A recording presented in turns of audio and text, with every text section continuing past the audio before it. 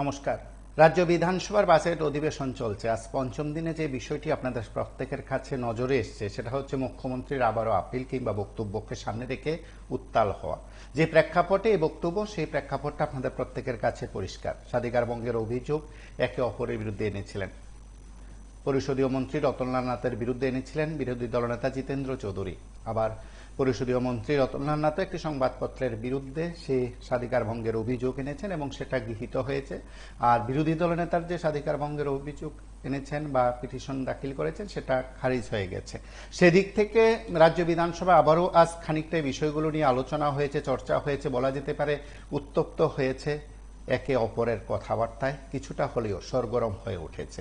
সেই দিক থেকে রাজ্য বিধানসভার কয়েকটি বিষয় আপনাদের প্রায় প্রত্যেকের কাছে পরিষ্কার হলেও আমরা আজ আপনাদের কাছে আরো একটি বিষয় উপস্থাপন করছি যে রাজ্য বিধানসভায় বাজেট অধিবেশন বয়কট করলো প্রধান বিরোধী দল সিপিআইএম। সেদিক থেকে বাজেট অধিবেশন আগামীকাল মুখ্যমন্ত্রী ভাষণ রাখবেন এবং মুখ্যমন্ত্রীর ভাষণের পরে সেই বাজেট সেখানে পাশ হয়ে যাবে। সুতরাং প্রধান বিরোধী দল শূন্য বাজেট অধিবেশন থাকবে। নমস্কার, কে বলছেন?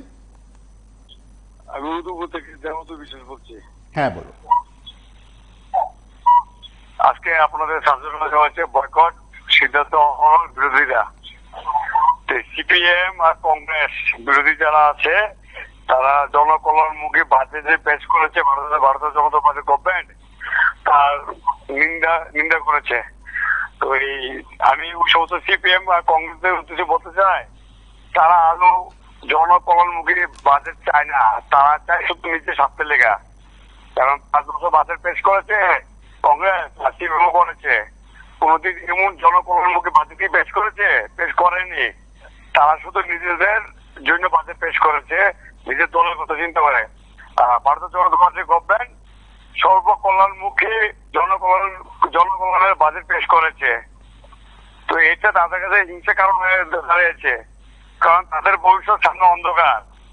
তারা বুঝে গেছে তারা ভারত মাতার বিরোধী, তারা দেশদ্রোহী, তারা বুঝে গেছে।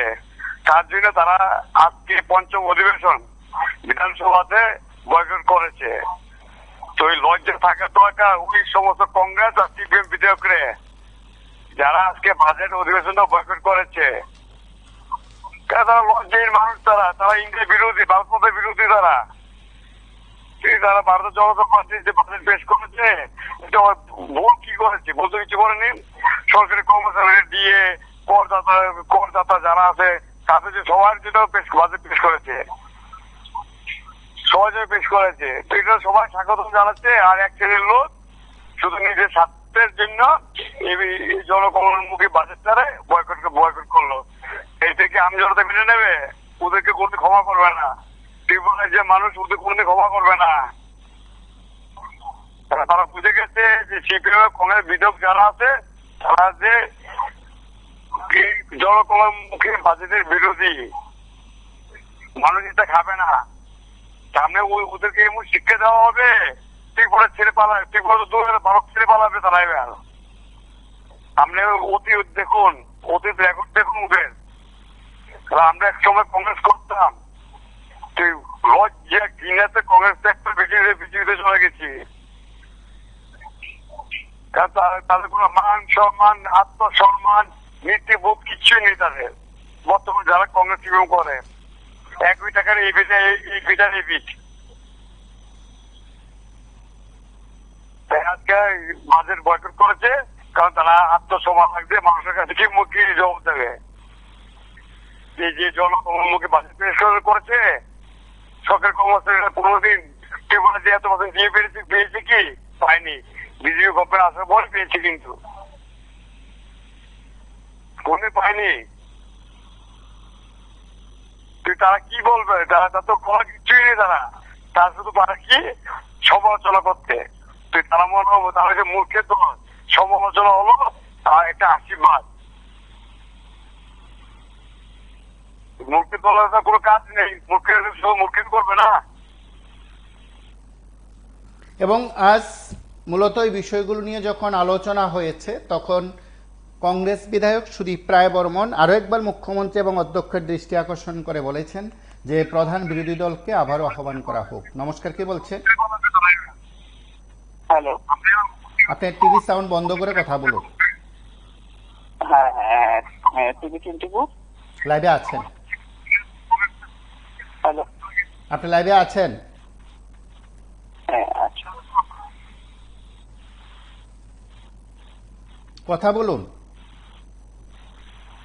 হ্যাঁ বলছিলাম যে বিষয়টা নিয়ে যে প্রধান বিরোধীগুলোর প্রতিবাদ যে বাজেট অধিবেশনে অ্যাকচুয়ালি আমরা এইবার বাজেট অধিবেশনটা দেখলাম বা দেখছি, যেটা অলরেডি চলছে, আরো 1-2 দিন হয়তো রয়েছে, যেটা আমরা দেখলাম এটা কিন্তু ত্রিপুরা রাজ্যের স্বাধীন ত্রিপুরা রাজ্যে কিন্তু আমরা কখনো দেখিনি।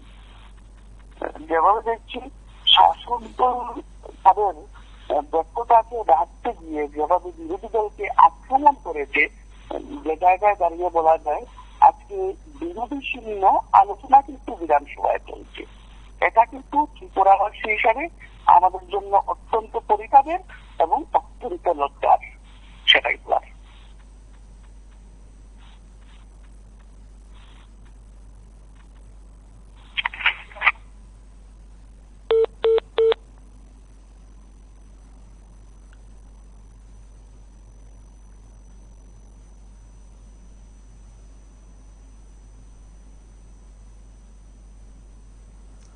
নমস্কার, কে বলছেন?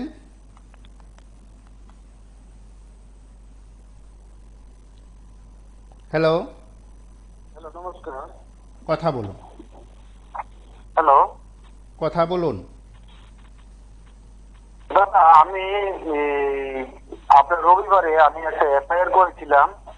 একজন ব্যাংকের কর্মচারী, পাঞ্জাব ন্যাশনাল ব্যাংকের কর্মচারী আমাকে ইন্স্যুরেন্সের কথা বলে 72 লক্ষ টাকা আমার থেকে দিবে দিবে বলে আমাকে 20 মাস ধরে আটকে রেখেছে। তাপস শুক্ল দাস, বাবার নাম হারাধন শুক্ল দাস। আপনি কাইন্ডলি অফিসের নম্বরে ফোন করবেন, এটা তো লাইভ অনুষ্ঠানের নম্বর। অফিসের নাম্বারটা আমি পাচ্ছিলাম না আর কি দাদা। আপনার কাছে প্রতিবাদী কলম আছে, পত্রিকাটা? আচ্ছা আচ্ছা, পত্রিকা আছে কি? ঠিক আছে দাদা। হ্যাঁ, প্রতিবাদী কলম পত্রিকা আছে কি? আচ্ছা আচ্ছা দাদা, ওই পত্রিকার মধ্যে নাম্বার আছে।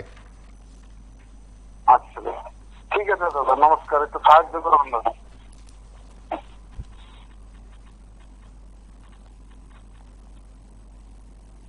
নমস্কার, কে বলছেন?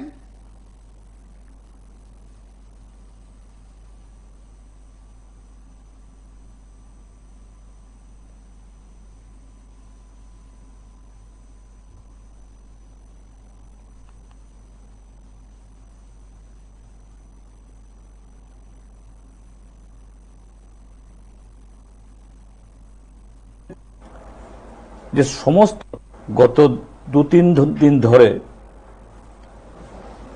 যে ইস্যুটা নিয়ে এত জলগুলা হচ্ছে, জলগুলা করা হচ্ছে, কে বলছেন? হ্যালো, যে সমস্ত কথা বলুন। শুনতে পাচ্ছেন? হ্যাঁ, কথা বলুন। আচ্ছা, না বলছিলাম স্যার, একটা মিথ্যারে চাপা দিতে নিয়ে হাজার মিথ্যা সহায়তা নিতে হয়। কল্যাণী রায় মহোদয়া, মাননীয় মন্ত্রী রতননাথ স্যার, উভয় কিন্তু মিথ্যার সহায়তা নিয়েছেন, কিন্তু তারপরেও কিন্তু ওটাকে চাপা দেওয়া যাচ্ছে না। এখন বলছি স্যার, এইভাবে চাপা দেওয়ার চেষ্টা করলে এটা তো মানে প্রকাশ করেছেন আপনারা, আপনাদের মাধ্যমে তো আমরা সত্যটা দেখেছি। তো সে জায়গাতে এতই যদি মনে করেন চাপা দেওয়া হয়, তাহলে ক্যামেরাম্যান গুলিকে ওইখান থেকে বের করা দরকার ছিল। এমনিতেই তো রোলিং এর কাজকর্ম দেখি ক্যামেরার মাধ্যমে বা আপনাদের মাধ্যমে, বিরোধীদের কাজকর্ম তো দেখি না, কারণ এগুলি ক্লোজ করে রাখে। তো সুতরাং তাদেরটাও ক্লোজ করে রাখো, তাহলে আমরা দেখতাম না ত্রিপুরা। কারণ আপনাদের মিডিয়ার মাধ্যমে এটা দেশ, ভারতবর্ষের প্রত্যেকটা রাজ্যে কিন্তু ত্রিপুরা বিধানসভার যে কলঙ্কিত অধ্যায় রচিত হলো, সেটা কিন্তু ভারতবর্ষের প্রত্যেকটা রাজ্যেই দেখছে। কিন্তু অ্যাসেম্বলি বলুন বা আপনার সেখানে এমএলএ মেম্বার অফ অ্যাসেম্বলি বলুন, পার্লামেন্ট অফ অ্যাসেম্বলি বলুন, যেটাই বলুন, সেখানে দিল্লি থেকে ত্রিপুরা বা ভারতবর্ষের যতগুলি স্টেট আছে, আপনাদের মাধ্যমে প্রত্যেকটা লোক নামক 80% লোক হতে দেখেছেন। এটা বিধানসভার যে গরিমাটা নষ্ট হলো, আজকে যে যেটা সবার সামনে বললেন, আপনাদের মাধ্যমে আমরা শুনতে পাচ্ছি, যাই শুনি আপনাদের মাধ্যমে, তখন অব্দি কিন্তু মাননীয় চিফ হুইপ এবং মাননীয় মন্ত্রী রতননাথ স্যার একজনেরও কিন্তু কোনো প্রতিক্রিয়া নেই। আর কাগজপত্র এভিডেন্স বলে যেটা তিনি প্রমাণ করেছেন এটার কোনো উত্তর নেই। এটাই চলবে, কারণ মন্ত্রিত্ব পেয়েছেন সীমিত সময়ের জন্য, বিধায়ক হয়েছেন সীমিত সময়ের জন্য। 25-30 বছর যখন মন্ত্রী এমএলএ থাকতেন তখন অভিজ্ঞতাও থাকতো, এটাও তো নেই, আর এটা হওয়ারও না। হ্যাঁ, হবে না এতদিন, তার সবাই তো শিশু। ত্রিপুরা বিধানসভাতে নিজেন চৌধুরী, সুদীপ রায় বর্মন, রতননাথ তিনজনকে বাদ দিলে বাকি সবাই শিশু। তো শিশুদের তো শিশুসুলভ আচরণ হবে। তো শিশুদেরকে নিয়ে লাফালাফি করে কোনো লাভ নাই, শিশুর জায়গাতেই থাক তারা। এটাই বলার ছিল স্যার।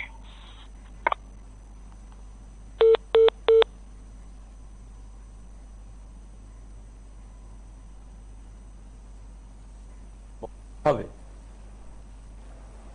যে সমস্ত ধরনের তাদের যে কারিগরি করার পর কোনো যুক্তি সহকারে তাদের বক্তব্যকে এস্টাবলিশ না করতে পারলেও ট্রেজারি বেঞ্চ নানাভাবে, বরঞ্চ বলা যেতে পারে অন্য অ্যাঙ্গেল থেকে কিভাবে তাদের সমস্ত ফল্ট এটাকে ধামাচাপা দেওয়া যায় এবং আমাদের ব্যক্তিগতভাবে আমাকে ঘায়েল করতে পারে, এই চেষ্টা অব্যাহত রয়েছে। আমি এটাই খুব সংক্ষেপে কয়েকটা কথা বলবো। প্রথমত বলছি, যে বিষয়টা নিয়ে গতকাল এত হইচই হলো এবং নজিরবিহীনভাবে এই ত্রিপুরা বিধানসভার ইতিহাসে বাজেট অধিবেশনের মতো একটা গুরুত্বপূর্ণ অধিবেশন থেকে আমাদের সরে দাঁড়াতে হলো, বয়কট করতে হলো। সেটা কি? প্রথমত হলো একজন মাননীয় সদস্যের অভব্য, অভদ্র, অসাংবিধানিক, অশালীন ব্যবহার। তারপর তার মধ্যে নমস্কার, কে বলছে? কে বলছেন? তাকে সিল করার জন্য, আড়াল করার আপনাদের মাধ্যমে আপনারা দৌড়ে আমরা রাজ্যের বিধানসভা, পবিত্র বিধানসভার ত্রিপুরা দেখতেছি এবং এই দেখায় সারা ত্রিপুরার মানুষ আজকে ত্রিপুরার জন্য একটা কালো দিন, ত্রিপুরা জনগণের জন্য। তার কারণ বিরোধী সৈন্য, প্রধান বিরোধী বাদে এই বিধানসভা অধিবেশন তার জন্য একটা কলঙ্কময় দিন ত্রিপুরার জন্য।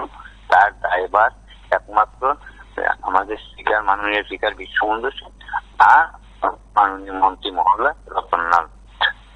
কিন্তু এইবার যে রতননাথের কুকীর্তি যেখানে ফাঁসিব, বিরোধীরা বিভিন্ন প্রশ্নের জবাব দিতে পারতো না, যার ফলে তাই বিরোধীরা এলেন যে জাতিগত আক্রমণ কইরা, মেলা মেলে ঢুকাই দিব কইয়া, এই ধরনের মন্তব্য কইয়া তারা যে এখান থেকে দূরে সরাইয়া তাদের যে কীর্তিকাণ্ড, তাদের যে কলঙ্ক, তাদের যে দুর্নীতি যাতে প্রকাশিত না হয় তার দাপা চাপা দেওয়ার জন্যই এই রতনবাবু এই কাজটা করছে। এরকম করে পার পাওয়া যাবে না বেশি দিন। আর আপনাদের মাধ্যমে বিশ্ববন্ধু সেনে আমরা জানাবো, অধ্যক্ষ আর নিরপেক্ষ থাকা উচিত, যে দলের থেকেই ভাস করুক, কিন্তু যে চেয়ারটা, এই চেয়ারটা হইল নিরপেক্ষ চেয়ার। উনি চেয়ারের গৌরব নষ্ট করছে। ওনার মতো মানুষ অন্তত এই চেয়ারে বসার মতো উপযুক্ত হয়েছে বলে আমরা মনে করি না। কারণ বিরোধী সৈন্য, একটা প্রধান বিরোধী সৈন্যটা বিধানসভা চলতে পারে না। নিন্দা জানাই আমরা এই ঘটনার। এতটুকু বলা।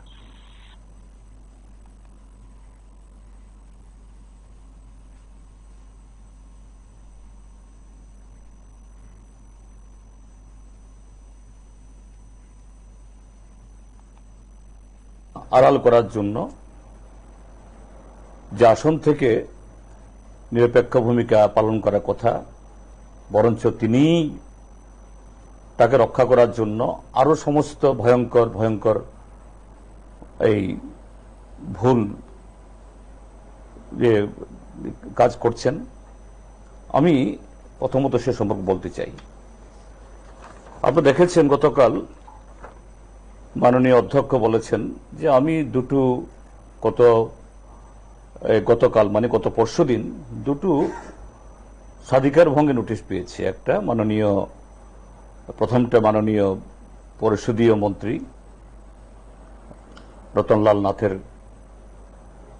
পিএর হাত ধরে, নমস্কার, কে বলছেন? তার ব্যক্তিগত সচিবের কাছ থেকে। ভুলে গেছি স্যার, অ্যাকচুয়ালি কালকে প্রধানমন্ত্রী রতনলাল স্যার যেটা বলেছেন জাতের ব্যবস্থা, উনি পরশুদিনে বলেছেন আমাদের জাত খারাপ। কালকে উনি প্রেস কনফারেন্স করে বলছেন বামফ্রন্টের জাত খারাপ। মুহূর্তের মধ্যে কথাটারে ওরকম বললেন, 30 বছরের ন্যায়গুলি একই জায়গায় দুরকম কথা বলেন। পারস্পরিকতার সীমা, এটা তো একটা সীমা ছাড়া রাস্তা একদম জাতের আর বামফ্রন্টের জাত, কিন্তু দুরকম কথা। কি বললেন পরে কি বললেন এটা কিন্তু আপনাদের ক্যামেরাতে সব ধরা আছে। এইভাবে যে মিথ্যা কথা বলে স্যার, এটা তো কি বলবো স্যার, অ্যাকচুয়ালি মানে কথা তো বলতে ইচ্ছে করে, আমাদের মাধ্যমে কথা বললে সমাধান হবে এটা আমরা একবারও বলি না, কিন্তু আপনাদের মাধ্যমে আমরা কথা বলি আমাদের নিজের মনের যে আবেগটাই এটাই প্রকাশ করি। সমাধান হবে কিন্তু এটা কিন্তু আমরা জানি না।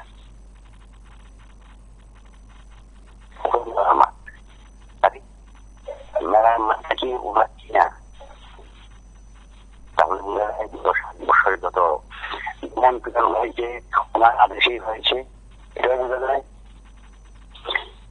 80% পার্টি বিজেপির বর্তমানে খাল জমিতে, আর 2018 ফেব্রুয়ারিতে যখন ক্ষমতা এলো খাল জমিতে সিপিএম এর পার্টি হয়েছে সবগুলি ভেঙে দাও বইয়ে দাও। এখন কি ভাঙবে 70-80% পার্টির দেশ খাল জমিতে আছে, এগুলি তুমি ভাঙবে, এটাও তো দেখার বিষয় স্যার। এটা বলা ছিল।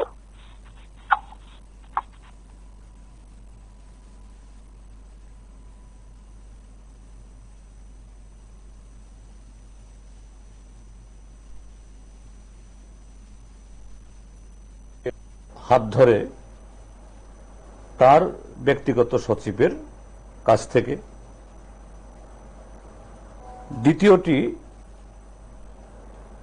বিরোধী দল নেতা জিতেন্দ্র চৌধুরী, তার পেশ করা অফিসিয়ালি নমস্কার, কে যথাবিহিত বলছেন? যে চ্যানেল সে অনুসারে। আগরতলা থেকে বলছিলাম। হ্যাঁ, বলছিলাম বিধানসভাতে এগুলো কি চলছে, এগুলো কি দেখতে পাচ্ছি আমরা সাধারণ মানুষ কি দেখতে পাচ্ছি, এগুলো একটু খুবই লজ্জাজনক জিনিস। আমার বয়স আজকে 42-43 বছর, এরকম নমুনা তো আমরা দেখতে পাচ্ছি না কোনো সময়। যে বিরোধীরা যে আক্রমণ, তাহলে বিরোধীরা যাওয়ার কোনো প্রয়োজন না বিধানসভাতে। শাসক ঘুরে ঘুরে আনন্দে নাচা করতে এগুলো করলে তো হয়। রত্নাল্লাতে তো যে নাচ ড্যান্স, আইএমএলটি স্কুল ড্যান্সার এগুলো ঘুরে ঘুরে তো বিধানসভা বিল পাস হয়ে যায়। হ্যাঁ, আর আমরা মুখ্যমন্ত্রী মানে সাহেবকে আমরা খুব ভালোভাবে পাশে বইয়ে রতনলাল্লাতে এরকম একটা নোংরামি একটা কাজ করে, তাহলে কিভাবে এগুলা হয়? আর অধ্যক্ষ তো এটা অধ্যক্ষ না, অধ্যক্ষ ইয়ে হয়েছে সকাল আসতে কি জানি আপনার জল পানি চা পানি কিছু খাই দেয় আইনে কি জানি, এটা তো বলতে পারছি না। ওটা ঠিক না তো। বিধানসভা পবিত্র বিধানসভা, মানুষ দেখে শুনে জানে, খুব দেখতে ভালো লাগে। এসব বিধানসভা থেকে সুন্দরভাবে কার্যকলাপ হওয়ার কথা। এখানে দেখি রতনলাতে আয়ে আরম্ভ করে দেখি রামায়ণ পড়া, রতন দিনে প্রথম দিনে পড়ি। আর আমাদের বিধেয়ক সুদীপ ভাই বন্ধনে একটা গান গেয়েছে, খুবই ইন্টারেস্টেড ব্যাপার। আমি সুদীপ বন্ধনকে যদি লাগ পাই, কখনো দেখা হয়, তাহলে আমি কিছু একটা সম্মান করবো। বিধানসভাতে কিছু কিছু একটা যে জিনিস সুদীপ বর্মন করে খুবই একটা ভালো ভালো জিনিস। আর দুইজন বিধায়ক আছে, একজন গোপাল রায়, একজন সিনা। তারা তো কোমলের সিঁদুর ফুটা লাগাইয়া তারা তো কার্তিকের মতন বইয়া রয়েছে, কাঠের পুতুল বইয়া রয়েছে। এরা তো কোমলের সিঁদুর লাগানো হয়েছে। তারা তো আজীবন পাচ্ছ না সিঁদুর লাগাইতো, ওই কোমরের লগত ধরিয়া তারা সিঁদুর লাগাইছে। এটা চলছে বিধানসভাতে নমুনা। এটি আপনি পালো না তো, এটি জনগণ দেখে জনগণের কি হইতেছে। এই রতন লাভের কারণে বিজেপি 30% ভোট কমে গেছে গা, 30% ভোট। এটা আমি বলছি, আপনারা তদন্ত করুন, আগামী 28-এ নির্বাচনের ফাইনালে তদন্ত করে। 30% ভোট গেছে গা, এক কথায় জাত কাকে বলে। আমার মনে হয় রতনলাল নাথরে মন্ত্রিসভা থেকে আউট করে দিলে 40% ভোট আগে জমে। এই কালে পুজো বুঝে না, দুর্গা পুজো বুঝে না, এর কিনলে বিধানসভাতে ডুডুক ফেলে গেছে। একমাত্র গাড়ির পিছন দিয়ে নারিকেল লাগাতে লেগে গেছে, ডিজে লাগাইয়া। নমস্কার।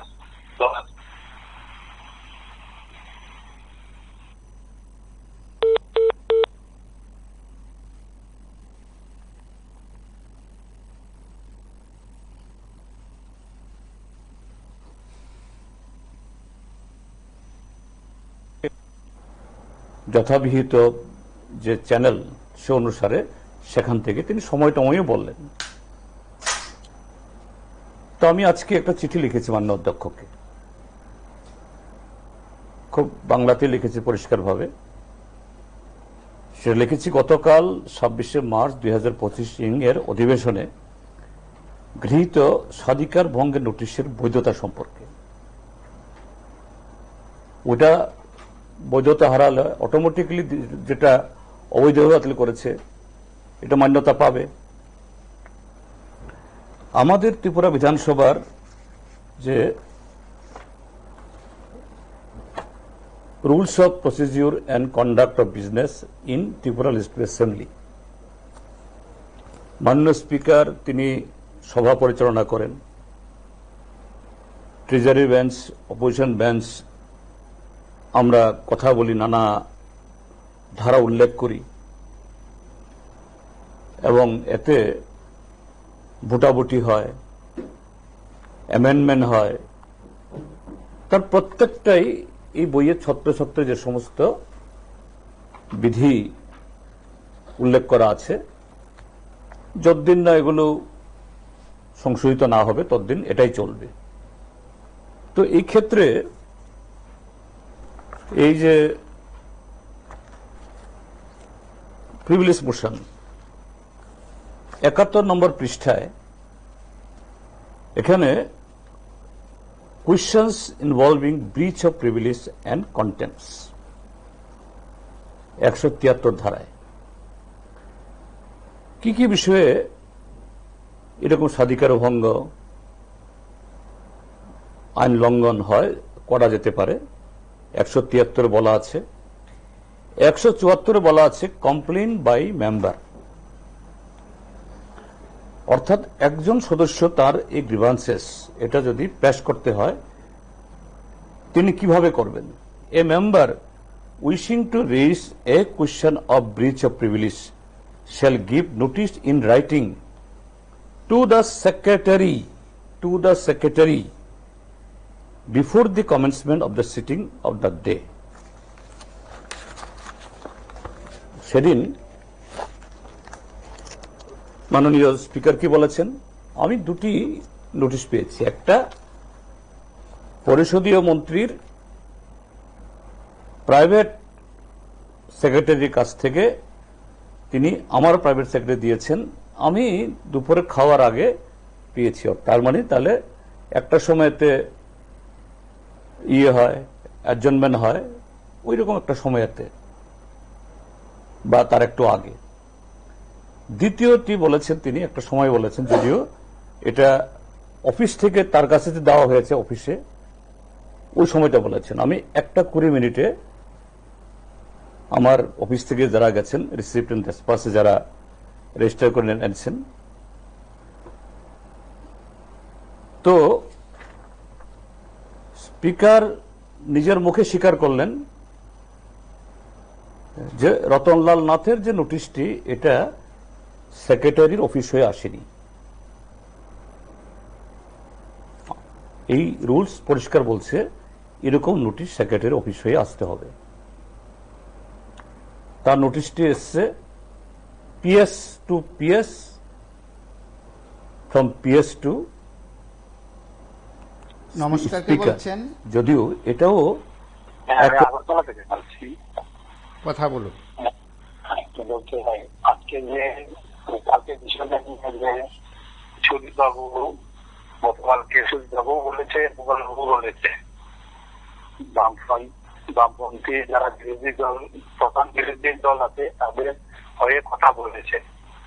কিন্তু আমি আরেকটা জিনিস জানতে চাই আর কি আপনাদের মাধ্যমে, আপনারা জানেন কিনা জানি না, আমি আপনারা ওনার মানে কথা নেওয়া দরকার ছিল। ওটা হচ্ছে বিরোধী বাবু ওনার কোনো প্রতিক্রিয়া নেই, এমনকি ওনার বিধানসভায় কোনো প্রশ্ন উত্তর নেই, কোশ্চেন নেই। উনি কি কংগ্রেসে আছেন না কোন দিকে আছেন এটা বোঝা যাচ্ছে না। বিরোজিৎ বাবু কি আদৌ কি মানে বিজেপিতে দাঁড়িয়েছেন নাকি? আমার তো মনে হচ্ছে এটাই বলতে চাই। বিরোজিৎ বাবুকে আপনারা একটা সাংবাদিকে গিয়ে বলুন, আর সুদীপ বাবু, গোপাল বাবুকে বলতে চাই, ওনারা যে কাজটা করেছেন কালকে আজকে ওনাকে ধন্যবাদ, অসংখ্য ধন্যবাদ। প্রধান বিরোধী দলের হয়ে যে কথাটা বললেন, কিন্তু বিরোধী বাবু তো আজকে ওনার কি এলাকাতে কোনো সমস্যা নেই, নিশ্চয়ই আছে। যদি শুধু বুদ্ধিজীবী বেতনটা 1,70,000 এটা করতে এসছেন,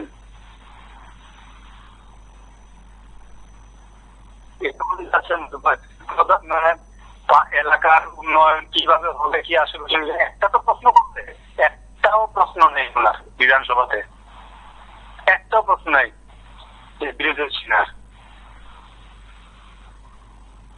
ধন্যবাদ।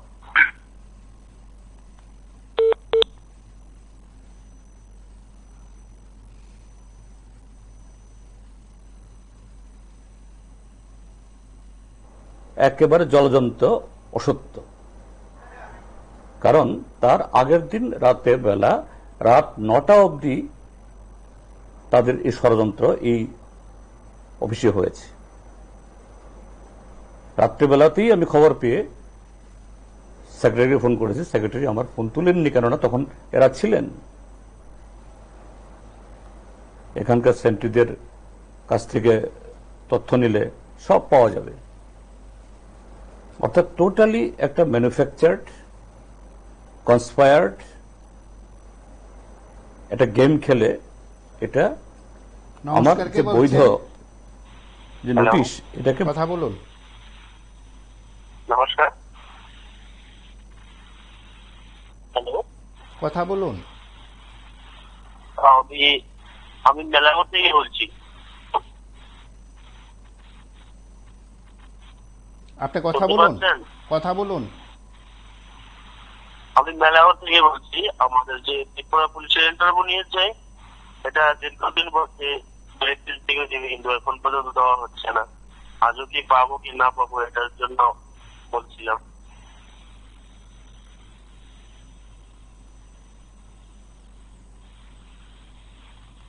হ্যালো, হ্যালো হ্যালো, শুনতে পাচ্ছেন? শোনা যাচ্ছে, বলুন।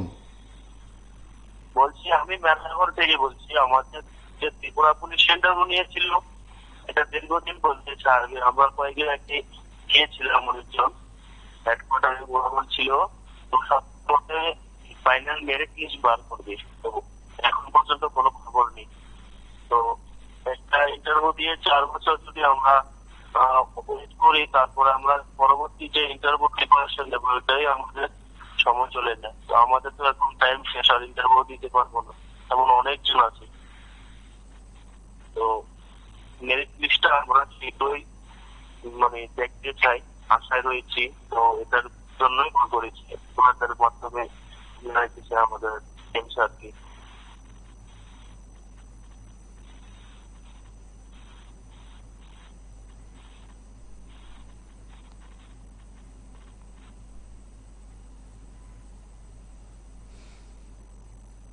যে নোটিশ এটাকে বাতিল করার খেলা খেললো। আমি এই জায়গায় লিখেছি যে এখন আলোচ্য বিষয়টি খতিয়ে দেখলে দেখা যাবে গতকাল, অর্থাৎ আজকে লিখছি আমি, গতকাল আপনি স্বাধিকার ভঙ্গের যে নোটিশটি গ্রহণ করেছেন সেটি প্রচলিত বিধি অনুসরণ করে গ্রহণ করা হয়নি, যা সম্পূর্ণ অবৈধ এবং তৎক্ষণাৎ বাতিল হতে বাধ্য। এমত অবস্থায় আমি এ বিষয়ে আপনার দৃষ্টি আকর্ষণ করছি এবং অনতিবিলম্বে গতকালের গাড়িতে গাড়িতে নানা সুযোগ সুবিধা আসছে। ফার্নিশড কি বলে maintenance of A furnish residence through out the term of his office, এবং সেটা সেই লিডার অপোজিশনকে তার জন্য মন্ত্রী মতো করে বাংলো দিতে হবে, এবং মন্ত্রী না থাকলে নিজের বাড়িতেও সে থাকতে পারে, সেটাও একইভাবে এই বাড়ির জন্য এগুলি এই আইনে বলা আছে।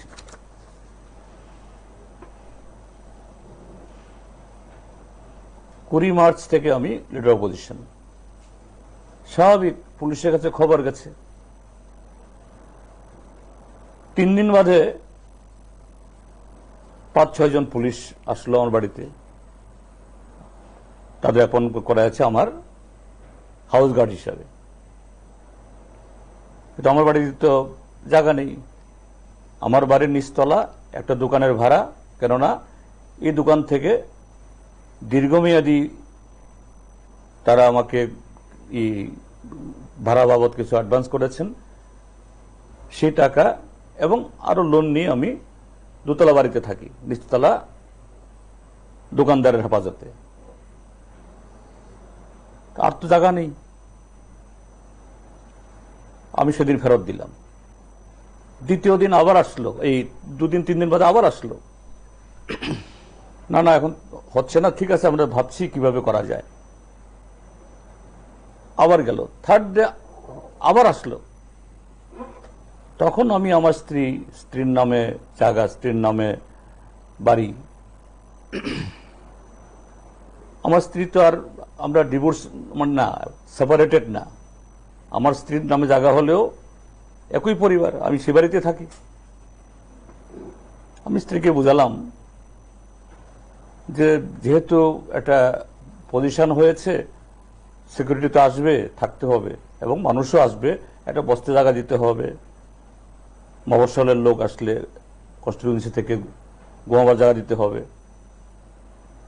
দোকানদারকে ছাড়িয়ে দিই। এরকম কোনো ভাড়া থাকলে দোকানদার ছাড়ানো যে আগরতলা শহরে কত কঠিন, তাকেও ডেকে নিয়ে আসলাম। বোঝানোর পর বললো যে মানে কি করা যাবে, সে বুঝেছে, ভদ্রলোক বুঝেছেন, ঠিক আছে আপনার সমস্ত ভাড়া এখনো কাটেনি, আরো প্রায় কিছু টাকা সে পাবে, অর্থাৎ সে অনুযায়ী তার সাথে কন্ট্রাক্ট, তিনি আমাকে ভাড়া দেবেন না, ওইখান থেকে কাটা যাবে মাসে মাসে। কিন্তু সেই ঘরে তো চট করে লোক থাকতে পারে না, পুলিশ আসলে তার জন্য ল্যাট্রিন করতে হবে, বাথরুম করতে হবে, কিচেন করতে হবে, আর আমার অফিসে তো বসতে পারবে না, এখানে কয়েক পাল্লি লাগিয়েছে। কিন্তু এমন নয় বলা হলো যেন আমি নিয়ে গেছি, আমার থাকার জায়গা বোধহয় আমি করে ফেলেছি। এটা কি ধরনের নোংরামি? আমি বলবো আগরতলা শহরে এরকম ভাবে বর্তমান এই মন্ত্রিসভার মাননীয় মুখ্যমন্ত্রী, কৃষিমন্ত্রী এবং স্বয়ং তিনি এই চিফ হুইপ মহোদয়া,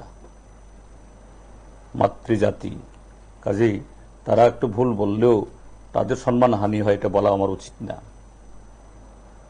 আমি বলবো ঠিক আছে, আমার বাড়ির হিসাব তুমি দিয়ে দিয়েছো, খুব ভালোই করেছে, কত টাকা খরচ হয়েছে এটা ত্রিপুরা রাজ্যের মানুষকে জানিয়ে দিয়েছে গতকাল, খুব ভালো। আমি একটু অনুরোধ করব অন্যদের বাড়ি, বলছি, হ্যাঁ বলুন। ওই বাজেট নিয়ে কিছু বলতে চাই। এটাই বলতে চাই যে সরকার সরকার দলে যারা সরকারের মধ্যে আছে সদস্যরা সবাই বলছে যে জনমুখী বাজেট। তো এই জনমুখী বাজেটের মধ্যে কি করে যে বেকাররা কি পেল জনমুখী বাজেটের মধ্যে? তাদেরকে যে পুলিশ কনস্টেবলের 1000 নিয়োগ এটাও ঝুলে রয়েছে, স্পেশাল এক্সিকিউটিভ 6000 নিয়োগ এটাও ঝুলে রয়েছে। তো কি পেল বেকাররা এই বাজেটের মধ্যে কি পেল? আমি শাসক দলকে এবং মুখ্যমন্ত্রীকে বলতে চাই, এটাই বলতে চাই যে আমাদের মতো বেকাররা কি পেল এই বাজেটের মধ্যে? কোথাকার জনমুখী বাজেট? এটা তো জনবিরোধী বাজেট গুলো এতটুকুই বলা ছিল। সিপিএম যে বাজেট বয়কট করেছে এটা ভালো সিদ্ধান্ত সিপিএম এর। Thank you.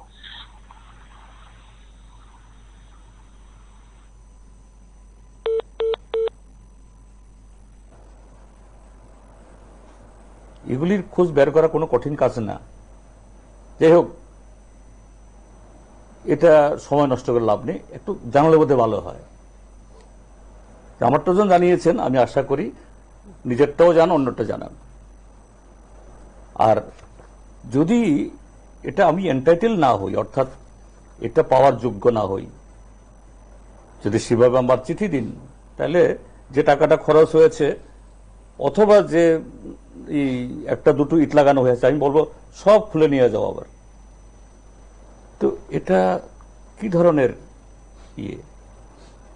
একটা অন্যায়কে ঢাকার জন্য এতগুলি ঘটনা হলো, বিরোধী দলকে এই বয়কট করতে হলো, এরপরে আবার এইভাবে নিজেদের দোষ আড়াল করার জন্য কাদা ছোড়ান।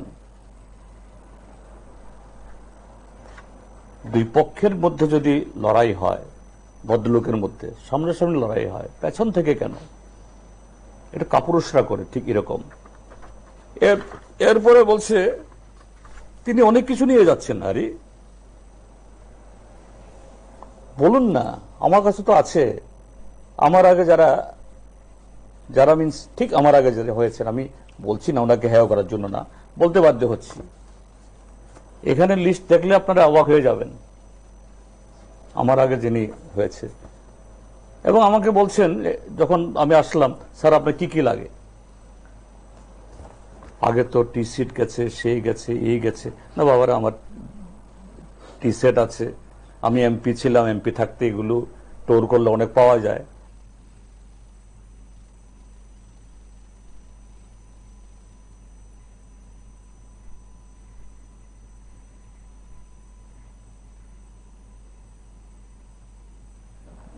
হয় আমি দেখিও নি, আমি তাদেরকে বলে দিয়েছি আমার স্টাফকে, এর বাইরে কিন্তু কিছু নেওয়ার দরকার নেই। আর মানুষ আসে, একে তো পার্টির সেক্রেটারি, লিডার অপোজিশন, প্রচুর লোক আসে, এদেরকে বসতে জায়গা দিতে হয়, কিছু প্লাস্টিক চেয়ার, এক সেট সোফা এবং অন্য কিছু। আর যখন পিডব্লিউডি আসে, তারাই বলেন স্যার আপনার তো ঘরটা এমন ভাবে তৈরি করা, এখন মাঝখানে ওয়াল দেওয়ার পর জানালা একটাও নাই, এই ঘরে তো আপনি বুঝতেই পারতেন না। নমস্কার, কে বলছেন? কয়েকটা এসি লাগান।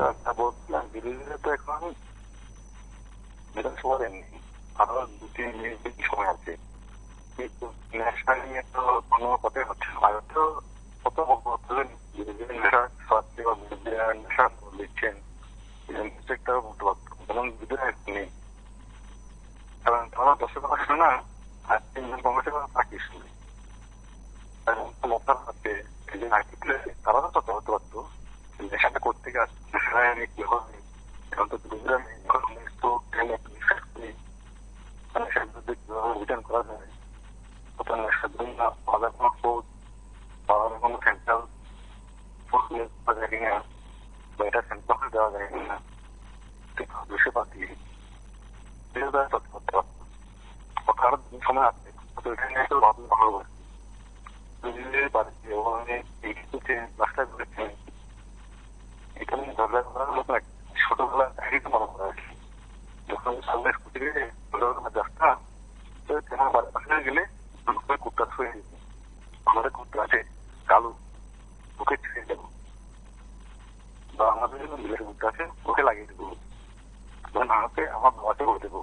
আমার বাবা অনেক শক্তিমান, অনেক বড়, তো থাকতে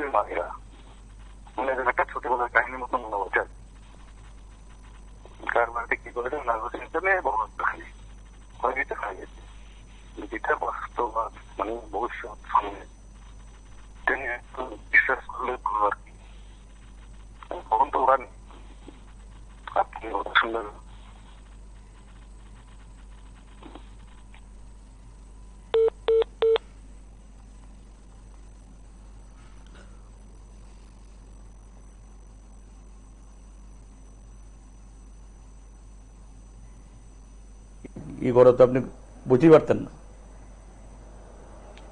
কয়েকটা এসি লাগান।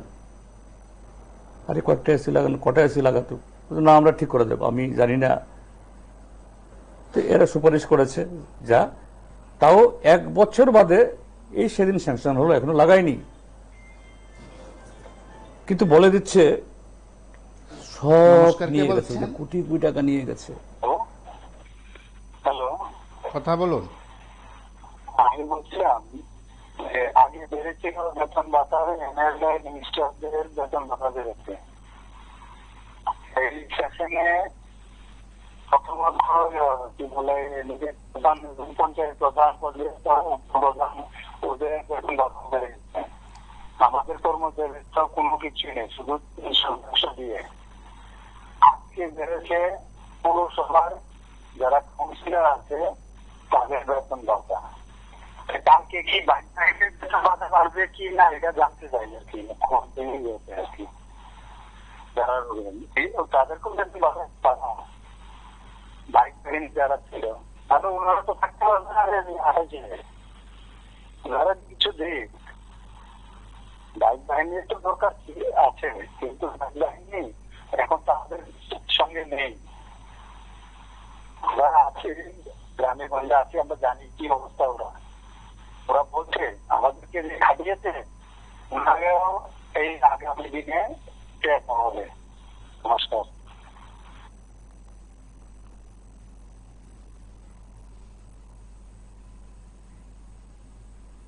বা লাগানো হলে খুলে নিয়ে যান, কেন এত নোংরামি? থার্ড হলো গাড়ি। কি বলছে? আমার কাছে নাকি গাড়ি দেওয়া হয়েছিল, ড্রাইভারকে আমি গালি দিয়ে তাড়িয়ে দিয়েছি। কত বড় মানে জ্যান্ত অসত্য কথা হতে পারে? আমি 20 তারিখ দায়িত্ব নেওয়ার পর স্বাভাবিক সাথে সাথে গাড়ি দেওয়া যায় না। আর আমি একদম গাড়ি নেই এমন না, আমি পার্টির সেক্রেটারি, আমার জন্য ডেডিকেটেড গাড়ি আছে। সেক্রেটারি বললেন, তখনকার সেক্রেটারি, যে গাড়ি কদিন লাগবে, কারণ অনিমেষ বাবু এখনো সেক্রেটারিয়েটের গাড়ি পাননি, এই গাড়িটা তিনি চড়ছেন। তিনি বলেছেন সপ্তাহখানেক লাগবে স্যার, গাড়িটা তিনি পাঠালেই আপনাকে দিয়ে দেব। ঠিক আছে, আমি বললাম যে অসুবিধা নেই। আমাকে একটা ভাড়া গাড়ি দেওয়া হলো। আমি 2 দিন চড়ার পর দেখলাম গাড়িটা একেবারে পুরনো। না, এই গাড়ি রেখে দিন, আমি পার্টি গাড়ি চড়বো। এরপর আরেকটা নতুন গাড়ি ওটার পরিবর্তে আসলো। দিন 12 কি 13-তে অনিমেষবাবু গাড়ি ছাড়লেন এবং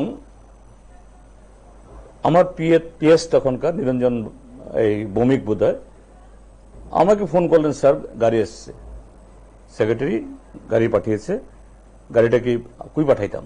আমি বললাম যে গাড়িটা ঠিক আছে, আইসি যখন ভালো, একটু ধোয়াই এলাম। গাড়ি নিয়ে গেল, 1 ঘন্টার মধ্যে গাড়ি ফেরত। এটা তারপরে আমি বললাম, খোঁজ নিলাম গাড়িটা কবে আসবে। বলছে না, এটা কদিন বাদেই আসবে। কদিন বাদে মানে 10 দিন যায়, 20 দিন যায়, 1 মাস যায়, গাড়ির আর খবর নাই। তো আমার একটা কিউরিওসিটি হইল, আরে কি হইল মুখ্য সচেতক সাহেবের, ওনার কি গাড়ি নাই? আরো 2টা গাড়ি আছে ওনার কাছে, তারপরেও আরো একটা গাড়ি লাগে, এই গাড়িটা লাগে। এইভাবে 7 মাস যাওয়ার পর ভাড়া গাড়ি চড়ছি আমি। কিন্তু ভাড়া গাড়িটাও 2 দিন বাদে বাদে বলছে, স্যার আমি আসতে পারবো না। আমার বেশ কয়েকটা প্রোগ্রাম ক্যান্সেল, কেননা ভাড়া গাড়ি বলছে আমি ভাড়া পাই না, ভাড়া দেয় না আমারে। এখানে আসলে পরে তার ভাড়া বাকি 2 মাস, 3 মাস, 4 মাস। আর আমার ইনস্টলমেন্ট দিতে হয়, ড্রাইভারের বেতন দিতে হয়, ডিজেল পেট্রোল কিনবো থেকে, মানে প্রতিদিন তার সাথে আরেকটা বেজাল। আমি টোর করি, নর্থে যাব, সাউথে যাব, হঠাৎ করে রাত্রেবেলা খবর, না গাড়ির তেল পাইছে না। অগত্যা পার্টির গাড়িতে যাই। শেষ পর্যন্ত একদিন এত বিরক্ত হয়ে গেছে আমি বললাম, ভাই তুমি যাও গিয়া, ঠিক আছে আমি দেখি কেমন ম্যানেজ করতে পারি। এবং একটু হইল, মাননীয় স্পিকারে ফোন করলাম, আরে কি করতেছেন আপনি? হ্যাঁ, আপনি চিন্তা করেন না, আপনাকে আমি একদম ভালো গাড়ি, কোন ব্র্যান্ড চান, কোন কোম্পানি চান আমার বলেন, আপনার পছন্দ গাড়ি দিয়ে দেব।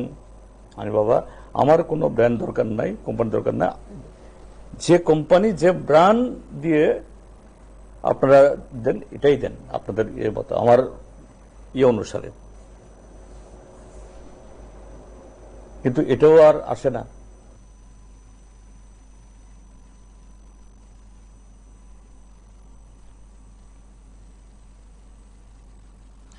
আপনারা শুনলেন সেখানে বিরোধী দলনেতার বক্তব্য। আগামীকাল বাজেট অধিবেশনে বক্তব্য রাখবেন, অর্থাৎ বাজেট ভাষণ রাখবেন মুখ্যমন্ত্রী ডাক্তার মানিক সাহা, তারপরেই বাজেট পাশ হয়ে যাবে। সেদিক থেকে প্রধান বিরোধী দল সিপিআইএম অধিবেশন বয়কট করেছে, বয়কটে থাকবে।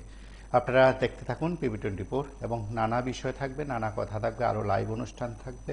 সবকটি বিষয় দেখতে নজর রাখবেন PB24-এর পর্দায়, এবং আগামীকালও নানা বিষয় থাকবে, নানা খবর থাকবে, নানা অনুষ্ঠান থাকবে। সবকটি বিষয় আমরা আপনাদের কাছে তুলে ধরব। শুধু PB24-এ নজর রাখবেন, PB24-এর বার্তা সকলের কাছে পৌঁছে দেবেন, বেশি বেশি করে শেয়ার করবেন এবং অন্যকে বলবেন আপনার কথা বলা এই অনুষ্ঠানটি দেখার জন্য। এখন এই পর্যন্তই, নমস্কার, শুভরাত্রি।